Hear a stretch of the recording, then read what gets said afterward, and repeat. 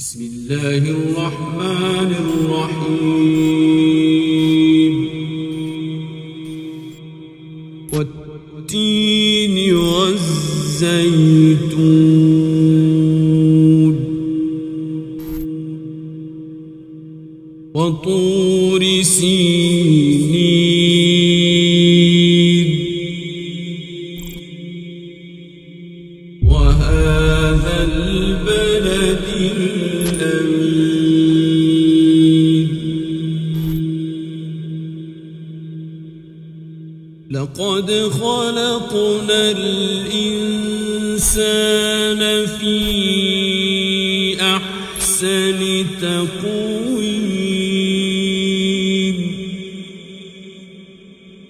ثم رددناه أسفل سافلين إلا الذين آمنوا وعملوا الصالحات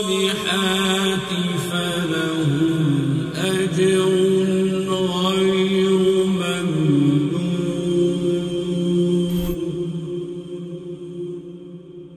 فما يكذبك بعد بالدين